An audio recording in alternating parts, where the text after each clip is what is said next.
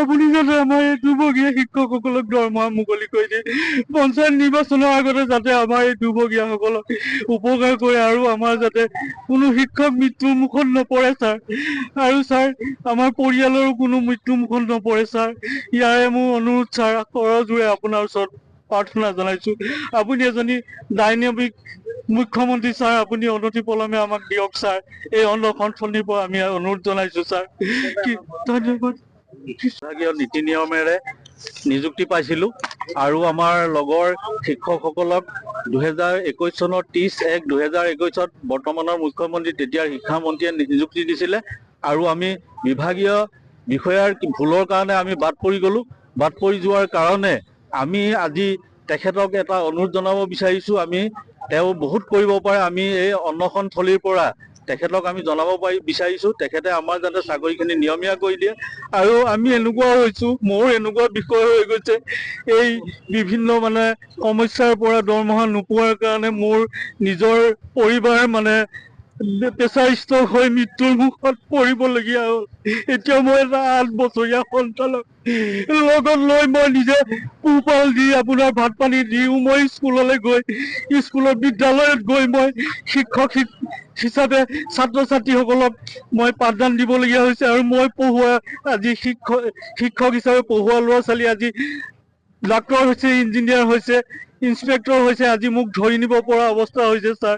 গতিকে আপুনি এই সভাস্থলীৰ পৰা আপোনালোকে অনুৰোধ জনাইছো যাতে আমাৰ এই দুৰ্ভগীয়া শিক্ষকসকলক আপুনি অনতিপলমে এই ভাতমুখি দি বিহুৰ আগতে তথা পঞ্চায়ত নিৰ্বাচনৰ আগতে যাতে আমাৰ দৰমহা মুকলি কৰি দিয়ে, ইয়াকে আমি অনুৰোধ জনালো ছাৰ।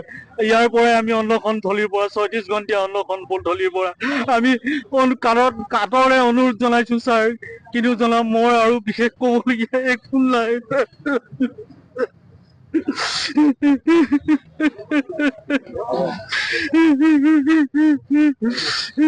অসম চৰকাৰ আমাৰ মুখ্যমন্ত্ৰী এজন সবল আৰু দক্ষতা মন্ত্ৰী। তেখেতে এই বিষয়টো আমাক 2001ত অনিয়ম আৰু শিক্ষক সন্থাৰ সকলো উচ্চ আৰু নিম্ন প্ৰাথমিক শিক্ষকৰ 2021ত 4000 শিক্ষক এপইণ্টমেণ্ট হৈছিলে। তাৰে ভিতৰতে আমি 2070 জন শিক্ষক ৰৈ গ'লো। সেই এপইণ্টমেণ্ট বিলাই থাকোঁতে অসম চৰকাৰ জনপ্ৰিয় মুখ্যমন্ত্ৰী ডাঙৰীয়াই কয় যে সকলো শিক্ষকে মই মুখত হাঁহি আনিম, কিন্তু আজি পৰ্যন্ত আমি মুখ্যমন্ত্ৰী ডাঙৰীয়া কথা আমি আশ্বাস দিয়ে থাকিলে কিন্তু আমি কাম নাপালো। অসমৰ মুখ্যমন্ত্ৰী এজন দক্ষতা মন্ত্ৰী আৰু জনপ্ৰিয় হৈ তেওঁ ৰাইজে বহুত ভাল পায়। গতিকে এজন মুখ্যমন্ত্ৰীয়ে তেওঁক আমি শ্ৰদ্ধাৰে জনাওঁ যে সদৌ অসমৰ অনিয়ম শিক্ষক সন্থা যোগে মানুহৰ মুখত, শিক্ষকৰ মুখত হাঁহি ৰেঙনি যাতে কঢ়িয়াই আনে তাৰ আশাৰে আমি ৰখি আছো। মুখ্যমন্ত্ৰী এজনে কৰিম বুলি কৰিলে সকলো কামেই কৰিব পাৰে। তেওঁ কথা দি কথা ৰাখে।